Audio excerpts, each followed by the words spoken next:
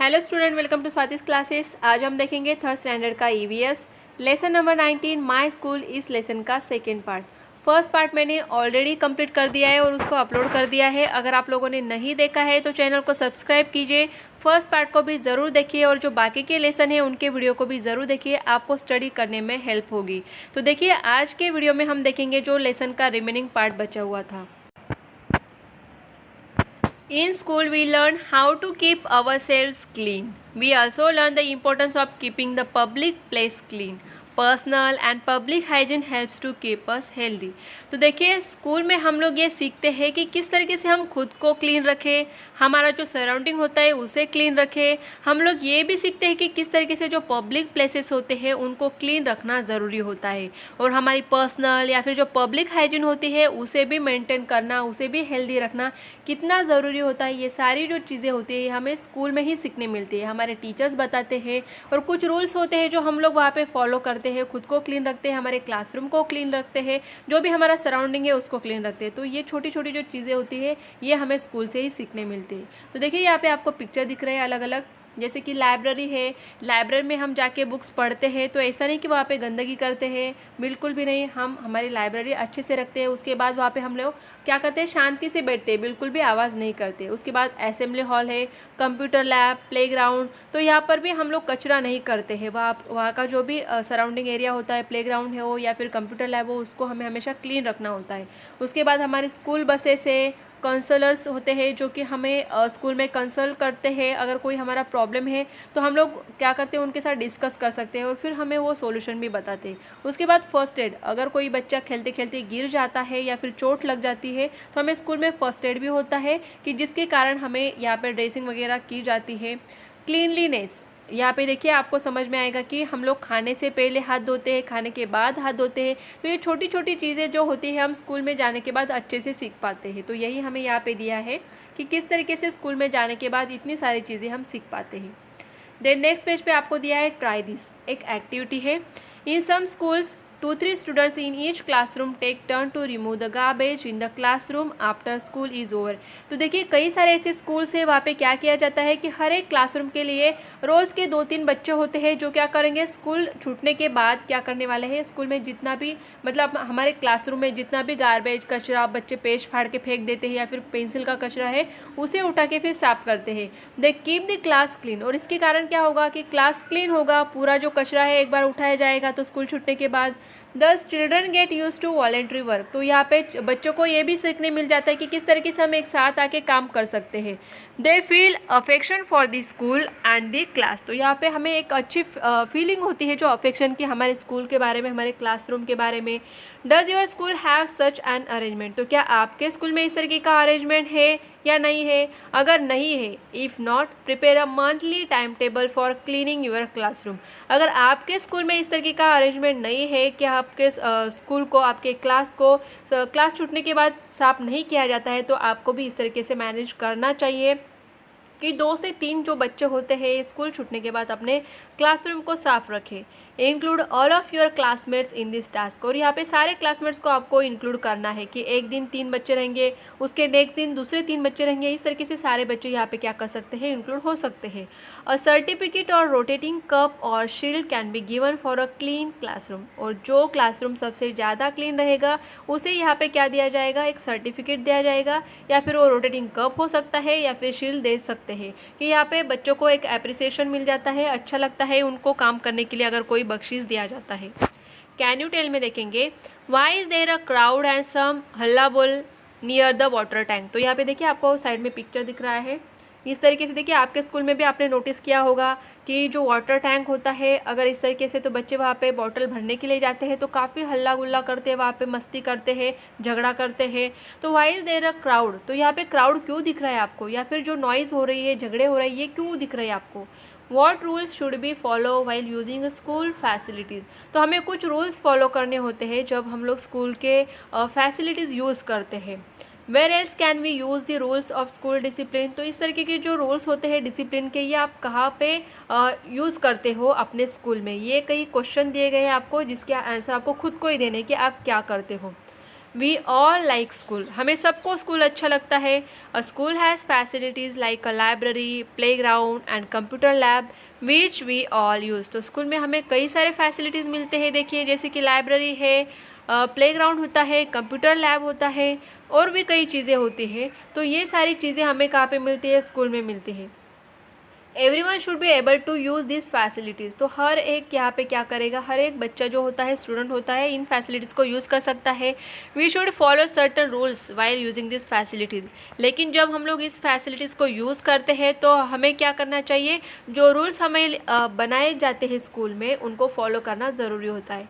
We should wait in queues, तो हम लोगों को क्या करना चाहिए, जैसे कि वाटर टैंक का एग्जांपल देखा, तो वहाँ पे अगर बच्चे यहाँ पे लाइन में खड़े रहेंगे, एक के बाद एक बोतल फिल करेंगे, तो यहाँ पे झगड़ा नहीं होगा और ज़्यादा हल्ला भी नहीं होगा। Books borrowed from the library should be return on time, अगर हम लोग लाइब्रेरी से बुक लेते हैं तो उसे रिटर्न भी टाइम पे ही करना चाहिए। वी शुड नॉट टीयर और damage the pages of the books, तो देखिए स्टूडेंट, जब आप लोग इस तरीके के बुक जो होते हैं लाइब्रेरी से लेके घर पे जाते हो, उनको रीड करते हो, तो ये ज़रूर देखना चाहिए कि हमें पेजेस को ख़राब नहीं करना है, फाड़ना नहीं है, बुक को ख़राब नहीं करना है और ऑन द टाइम उसको फिर से वापस भी करना है। We must keep the walls and benches in the classroom clean, तो देखिए जैसे हम लोग हमारा खुद का घर कैसे क्लीन रखते हैं, हमारे घर में कचरा डालते हैं क्या, नहीं, तो उसी तरीके से हमारे बेंचेस, वॉल जो होते हैं क्लासरूम में, उनको भी साफ़ रखना चाहिए। We must return the sports equipment to its proper place after using it, अगर आपका खेल का पीरियड होता है, खेलने के लिए अगर आपको कोई इक्विपमेंट्स दिए जाते हैं, जैसे कि फुटबॉल है या फिर जो बैट बॉल होते हैं, ये अगर आपको दिया है तो खेलने के बाद उसे फिर से जहाँ से आपने निकाला है वहाँ पे ही वापस रख देना चाहिए। देन नेक्स्ट दिया है, can you tell why do friends quarrel, तो देखिए यहाँ पे आपको पिक्चर भी दिख रहा है साइड में। Some childrens are fighting so the teachers intervenes, तो देखिए कुछ बच्चे यहाँ पे झगड़ा कर रहे हैं और टीचर्स उनको सॉल्व करने की कोशिश कर रहे हैं। वाई डू फ्रेंड्स क्वारल, तो इस तरीके से फ्रेंड्स जो होते हैं क्यों क्वारल करते हैं, क्यों झगड़ा करते हैं। What will you do to resolve a quarrel peacefully, शांति से अगर हम इस क्वारल को हमें रिजॉल्व करना है, छोड़ना है, तो हम लोग क्या कर सकते हैं। How will you behave with the person you have quarrelled with after the quarrel has ended, तो अगर आपका किसी के साथ अगर झगड़ा हो जाता है तो झगड़ा ख़त्म होने के बाद आप किस तरीके से बिहेव करोगे उस इंसान के साथ या फिर आपके फ्रेंड के साथ। Will you take the help of a teacher to resolve the quarrel, अगर आपका किसी फ्रेंड के साथ झगड़ा हो जाता है तो क्या आप आपके टीचर की हेल्प लोगे उसको झगड़े को ख़त्म करने के लिए, रिजॉल्व करने के लिए। तो ये क्वेश्चन जो दिए हैं इसके आंसर आपको खुद को ही सोच कर देना होगा। Quarrels may arise between friends, but they should be resolved amicably, तो देखिए यहाँ पे कॉरल्स जो होते हैं ऐसा नहीं है कि दो बच्चे जो एक दूसरे को जानते नहीं उनमें ही होगा, ऐसा बिल्कुल भी नहीं होता है। आपके जो अच्छे फ्रेंड्स होते हैं उनके बीच में भी कॉरल कभी कभी झगड़ा हो जाता है किसी चीज़ को लेकर। Every person who is quarrelling should get a chance to present their side, अगर आपका किसी के साथ झगड़ा होता भी है तो पहले समझने की कोशिश कीजिए कि क्या झगड़े का रीज़न क्या है। हर एक को यहाँ पे चांस मिलना चाहिए अपनी साइड रखने के लिए कि सबके सामने कि एक्चुअल में झगड़ा क्यों हुआ है या फिर उस इंसान को क्या लग रहा है। Quarrel should not lead to physical fight, और ये बात आपको अच्छे से याद रखनी है बच्चों, स्टूडेंट्स, कि आपका किसी के साथ अगर झगड़ा होता भी है तो फिजिकल फाइट्स बिल्कुल भी मत कीजिए, क्योंकि गलती से अगर लग जाएगा तो फिर आपको इंजरी भी हो सकती है। इसीलिए फिजिकल फाइट्स को आपको बिल्कुल भी यहाँ पे नहीं करनी है।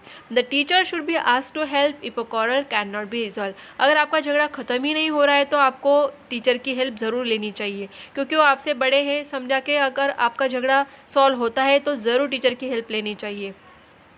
Resolving quarrel peacefully is a good way to end them, अगर आपको झगड़ा ख़त्म ही करना है तो शांति से बात कीजिए, समझने की कोशिश कीजिए एक दूसरे को और झगड़ा ख़त्म कीजिए। ये teachers us to solve problems in community life amicably, तो देखिए ये जो चीज़ें हैं जो स्कूल में हम लोग सीखते हैं, इनके कारण सिर्फ स्कूल के ही झगड़े नहीं, आपके फ्रेंड के साथ ही नहीं, कम्युनिटी में भी जो प्रॉब्लम्स क्रिएट होते हैं उनको भी आप ईजिली सॉल्व कर सकते हो। If issues in community life are resolved peacefully, many of our problems will be solved, तो इस तरीके से कम्युनिटी में, समाज में जो भी इश्यूज़ होते हैं, जो भी प्रॉब्लम्स होते हैं, उन्हें अगर हम पीसफुली, शांति से अगर सॉल्व कर पाते हैं तो कई सारे जो आगे के प्रॉब्लम है वो ईजिली सॉल्व हो जाते हैं। कैन यू टेल में देखिए आपको यहाँ पे और पिक्चर्स दिख रहे हैं, आपको पिक्चर्स में क्या दिख रहा है, एक जो बच्चा है यहाँ पे कुछ बेचने की कोशिश कर रहा है, जो गाड़ी में बैठी हुई लेडी है उनके साथ बात कर रहा है यहाँ पे, और सेकंड पिक्चर में आपको दिख रहा है ये बच्चा जो है यहाँ पे काम करते हुए दिख रहा है आपको। Are there any children in your area who do not attend school? Why do they not go to school?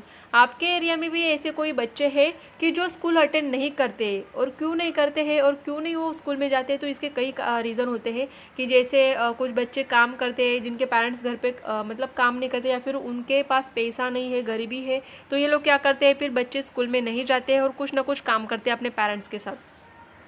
Each child must get the opportunity to attend school. हर एक बच्चे को, हर एक इंसान को यहाँ पे अपॉर्चुनिटी मिलनी चाहिए स्कूल जाने के लिए और पढ़ने के लिए। School is for everyone. देखिए, जो स्कूल होता है सबके लिए है, ऐसे नहीं कि कुछ ही बच्चों के लिए है और बाकी बच्चों के लिए नहीं है। तो स्कूल ये हर एक बच्चे के लिए होता है। We learn how to get along with others at school. तो देखिए, यहाँ पे हम लोग कई सारी चीज़ें सीखते हैं यहाँ पे स्कूल में, जैसे कि हमने ऑलरेडी डिस्कस किया। We get to know a lot of people at school. We realise that we are a part of society. जब हम लोग स्कूल में जाते हैं तो सिर्फ हम लोग अकेले होते हैं क्या? नहीं, कितने सारे बच्चे होते हैं जिनके साथ आप यहाँ पे मिल पाते हो, टीचर से मिल पाते हो, कई सारे लोग होते हैं उनसे आप यहाँ पे मिल पाते हो स्कूल में, उनके साथ जान पहचान भी होती है यहाँ पे। And we realise that we are a part of society. और तभी हमें पता चलता है कि हम भी सोसाइटी का एक पार्ट है, एक हिस्सा है। डू यू नो में देखेंगे, there is a ban on employing children below the age of 14 years in factories, mines and in other hazardous occupations. तो देखिए, यहाँ पे बैन लगाया गया है हमारे कंट्री में कि जो 14 ईयर्स के बिलो 14 ईयर्स के जो बच्चे होते हैं उनको फैक्ट्रीज़ में, जो माइंस होते हैं, या फिर जो हजार्डस मतलब हमारे हेल्थ को नुकसान पहुंचाने वाले जो ऑक्यूपेशंस होते हैं, वहाँ पे इस तरीके से छोटे बच्चों को काम पे नहीं रखा जाएगा। जिनकी एज 14 से कम होगी, ऐसे बच्चों को ऐसे प्लेसेस पर काम नहीं करने दिया जाएगा। इसके ऊपर बैन लगाया गया है। In 2006 the right against exploitation was expanded to include child labour. तो चाइल्ड लेबर क्या होता है? जो छोटे बच्चे काम करते हैं, बाल कामगार जिसे हम कहते हैं, उसे ही चाइल्ड लेबर कहा जाता है। कि आप जैसे देखोगे रेस्टोरेंट में या फिर कहीं पे जहाँ पे बिल्डिंग का काम होता है, वहाँ पे छोटे बच्चे अगर काम करते हैं तो इस चाइल्ड लेबर को यहाँ पे क्या किया गया है, बंद कर दिया गया है कि चाइल्ड लेबर नहीं होगा, छोटे बच्चे काम नहीं करेंगे। It made all kinds of child labour illegal. और ऐसे चाइल्ड लेबर को इलीगल कहा जाता है, जो कि कायदेशीर नहीं होता है। कायदा ये कहता है कि ऐसे छोटे बच्चों को काम पे नहीं रखा जाएगा। What we have learn. तो इस लेसन से हमने क्या सीखा? Personal and public hygiene helps to keep us healthy. हमारी खुद की या फिर हमारे सराउंडिंग के हाइजीन हमें हेल्दी रखने में मदद करती है। We all like a school. हम सब पसंद करते हैं हमारे स्कूल को। Issues arising in community life should be resolve amicably. Each child must have the opportunity to attend school. हर एक बच्चे को यहाँ पे क्या होना चाहिए? स्कूल में जाने का अवसर मिलना चाहिए, अपॉर्चुनिटी मिलनी चाहिए, क्योंकि एजुकेशन हमारे लाइफ को अच्छा बनाता है। हमारी प्रोग्रेस अगर होती है तो एजुकेशन के कारण ही होती है। तो देखिए बच्चों, अगर पेरेंट्स आपको बोलते हैं स्कूल में जाना चाहिए, पढ़ना चाहिए, तो आपको ज़रूर पढ़ाई करनी चाहिए। अगर आपको अच्छे स्कूल मिलते हैं, अच्छे टीचर्स मिलते हैं, तो आपको ज़रूर पढ़ना चाहिए। देखिए स्टूडेंट, अगर आपको ये लेसन अच्छा लगा, ये वीडियो अच्छा लगा होगा, तो वीडियो को लाइक ज़रूर कीजिए और चैनल को सब्सक्राइब नहीं किया है तो सब्सक्राइब ज़रूर कीजिए।